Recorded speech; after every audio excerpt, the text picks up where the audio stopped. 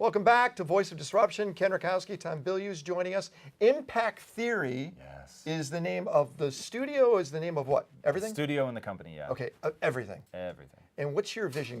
Give me a 20-year in the future look. What's it look like? All right, 20 years in the future, we should be well on our way to rivaling Disney, making not only social content, which is what we're doing now, but creating comic books, TV shows, movies. And the reason that we want to do that is because I believe that's how we're going to influence the cultural belief system. So this all goes back to why I want to do this, which is when I was in college, I was big brothering for a kid in the inner cities, and he never saw anything beautiful. And so I used to, even when I was dirt poor, I used to bring him to Beverly Hills to watch movies because I just thought this guy needs to see something other than the concrete jungle that he lives in. Okay. And so that ended up being 8.5 years, and I helped him through the court system when he got taken away from his adopted mother who was abusing him, and it was crazy.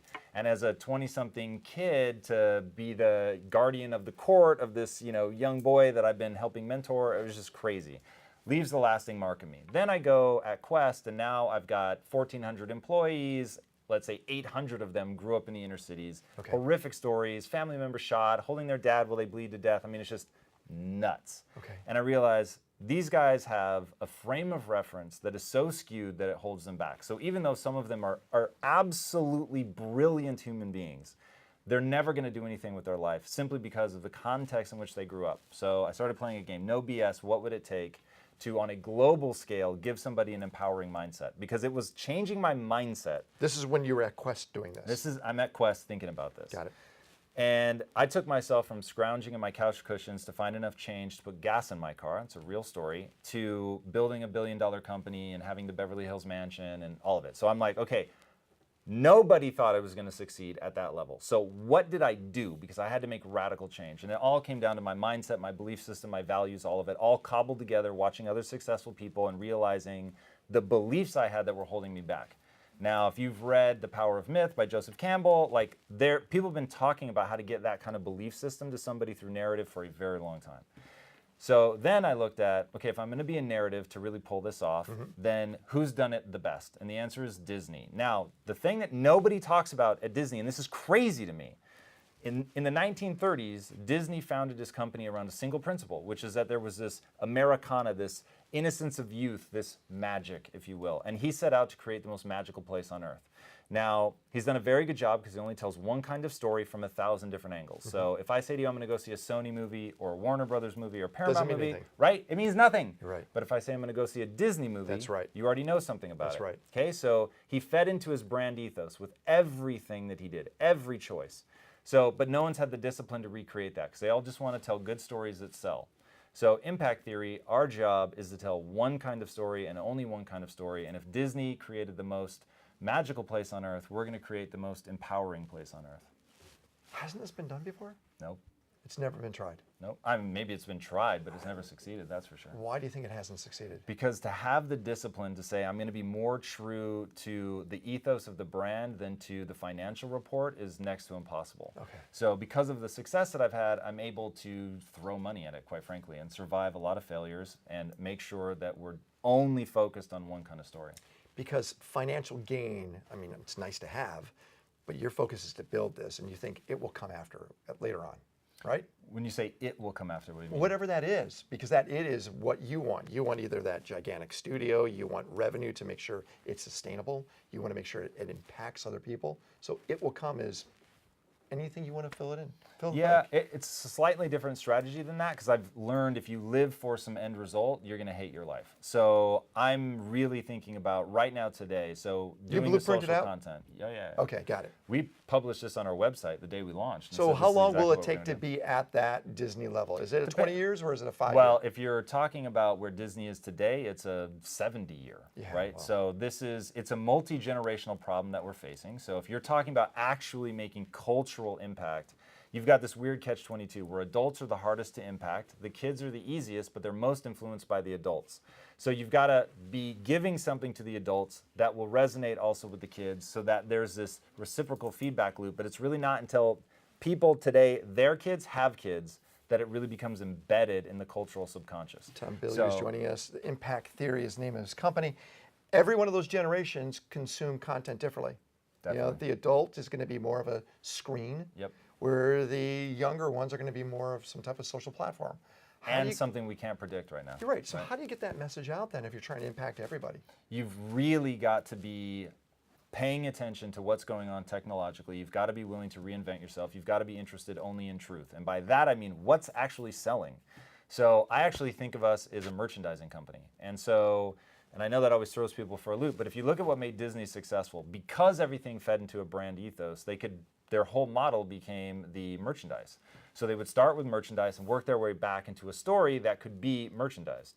So that's very smart because of this thing called self-signaling. So when I wear the Impact Theory logo, I'm trying to tell you something about who I am and that what the brand means and all of that. Just like if I were wearing an Apple logo, I'm one of the crazy ones, right? So you say something to somebody else, but more strongly, you're saying something to yourself. That's lifestyle. So you're creating a major lifestyle brand. No question. Lifestyle brands are really hard to create, as you know, Yes. because one, you have to live it, which you do. You're a personification of your lifestyle. Sure. You get up at crazy hours, you're working out, you're in that zone, you're making an impact. How do you make that infectious? How do you get other people to say, I want to live in that lifestyle? Yeah, so it's got to be entertainment first. And so what I always tell people is there are movies that have already been made that if you just aggregated them into one studio would be exactly what we want it to be. So The Matrix is my fantasy movie. I think that universe would allow you to really explore the themes of self-empowerment. So it's a world that can be manipulated once you believe, but that humans have to lead with belief. I mean, it's just really, really incredible. And then Star Wars. 1. The Matrix 1. Yeah. I'll give you that. Let's not go beyond that. It's, okay. It's a Star whole big Wars, which conversation. one? Well, that one I'll give you the first 3 are pretty amazing. So Please, let's stay there. now I'm happy to, trust Let's me. get rid of Jar Jar Bings. I don't want Yeah. Okay, got it. Dicey. So the 3 there, because again, once you know what the force is, you're able to empower yourself, you have that impact. Yeah, exactly. And so the 2 that I've talked about so far actually impacted my life. So The Matrix became the core metaphor for me in that 4-year period where I said I had to really figure this out. It was all about the Matrix, and I was asking questions like, okay, if the Matrix, forget the Matrix as a real thing, as a metaphor, what's holding me back? Okay, it's my mindset, right? So if my mindset is that computer operating system that's pulled a bunch of lies over my eyes, how do I begin to leverage that to my advantage? And so I started researching the brain, but as an echo of watching the movie The Matrix. And then getting into Star Wars, really listening to Yoda and his advice, it's obviously just Asian philosophy. So it's Taoism, it's Buddhism, but it's actually real and it stood the test of time, and he just put it in a way that was entertaining. So do or do not, there is no try, right? All things that are true, judge me by my size, do you? Only different in your mind. I mean, these are real things that I want to tell my employees. I actually want to speak like Yoda because the advice is so good. And so I was like, here's, you take these great filmmakers who understand it has to be entertainment first. It's gotta be. And the vast majority of the world has to watch it and just enjoy it for entertainment. But now we live in a world where social media, and this is why I do the personal branding, where you've got social media that can comment on what's going on over here. So I can create a movie over here and then do essentially a living, breathing director's commentary to walk you through why the characters are the way they are, what the lessons are, and how it directly applies to your life, how that character is saying something that was important to me when I was building Quest, and how that ended up having this effect on my life. And it's never existed before. You could never have that kind of access to the filmmakers. Tom, how old are you? 41. 41. Do you find that social media makes you accountable? Yeah, if you let it make you accountable, it can also make you a fake version of yourself. But you're not fake. No, for me, this is You're definitely. not. You're not. You get up early in the morning and you show us that. Yes. Some people say, oh, he's showing off. I don't see it as that. I see it, you're showing a structure, a forced structure, but it's natural now for you. Right.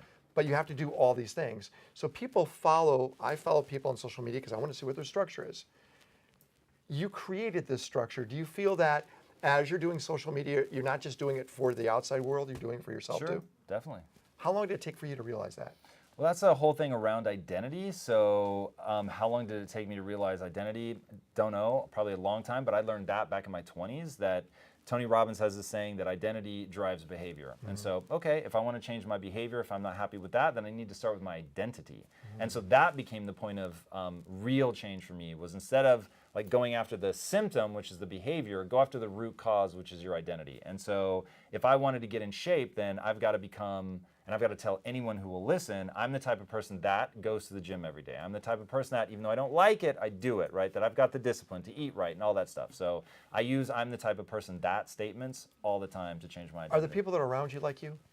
A lot of them, not everybody. My wife is definitely like that. Hardcore. So, yeah. Hardcore. But the way you think, and that is that focus thinking, that's the people you surround yourself with. Or you turn them in, they turn themselves into you because they see the structure that you've created. Yeah, and I think more importantly, they see that it works, right? So if it didn't yield results, I think they'd be less inclined to adopt some of this stuff. But when it works, then I think a lot of people will really get into it. You're using your own resources to get this new network going. Correct. Is there a limitation in your mind?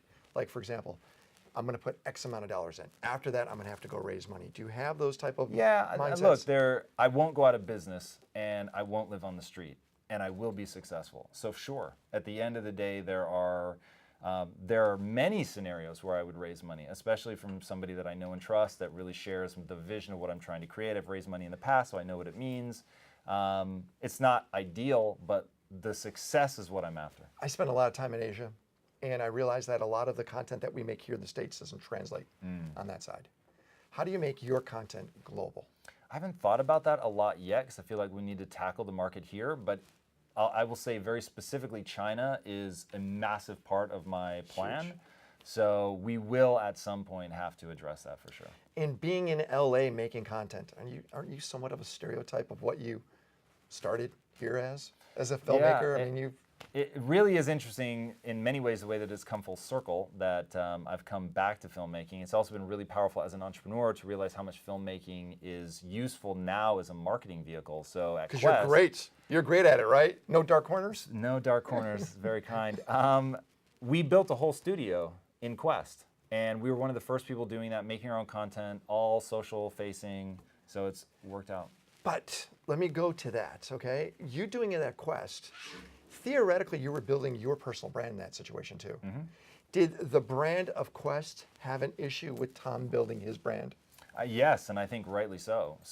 And that was part of the reason that it just ultimately made sense for me to take the studio, spin it off into a standalone company, was I was about to ask my partners to go on a very expensive journey with me to see how flexible a brand could be. But wouldn't it have been great for Quest to actually be the impact theory? I think so, and that was the original vision, was Quest was going to be my forever company, and we were going to build this studio up. But honestly, you can't overvalue your opinion, so it's possible that I was wrong, right? And I've got two other partners who were like, look, man, we're super excited. We see how much you love this. We just don't share that as the vision for the company.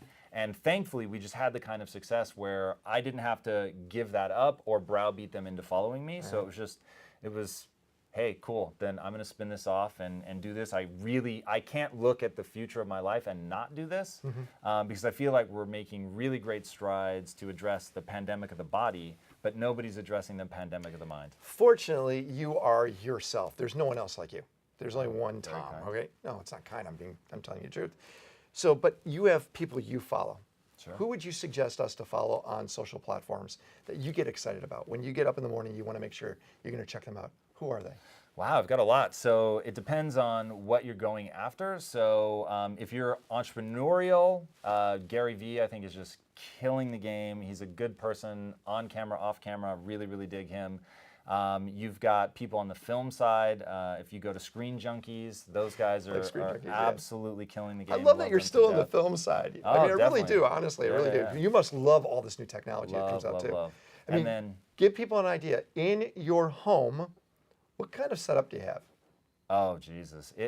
Our house is a studio at this point. So we've got probably about 6,000 or 7,000 square feet dedicated to production. It's a studio. Yeah. I mean, literally, you have some of the best equipment on the planet in your home. So Gary Vee, Screen Junkies, who would you go to for inspiration? Ooh. I don't drink in a lot of inspiration, so I'll tell you the people that have historically really moved me. Tony Robbins, I think, is the real deal. I think that guy's absolutely incredible. If you don't know Brendan Bouchard, I think he's just got a lot of really great advice. So those two guys I think are pretty special. Gerard Adams I really like, and what he's doing off camera is unbelievable, and people need to check him out because his content is so slick that he gets a bit of flack for that. But this kid, what he's doing in the inner cities of Newark, New Jersey is unbelievable, and I've seen it with my own eyes. Really, really incredible. So impact theory, people want to get involved, how do they do it? Oh, go to Impact Theory League on Facebook. That's the easiest way to engage with that community. Otherwise, just follow me. We also take submissions. So for anybody that's a writer, if you're a talented filmmaker of some kind, you want to submit your work, hit us up at connect@impacttheory.com. Tom, I appreciate you hanging out with us. Thanks for having me, man. It was All right. awesome. Tom, watch what he's doing, and you'll see this studio as it grows. Watch it right on their site. When we come back, we'll talk about the next generation of transportation. How would you like to get there in minutes, not hours? A lot more when we come back. I'm Ken Rutkowski, and this is the Voice of Disruption. We'll be right back.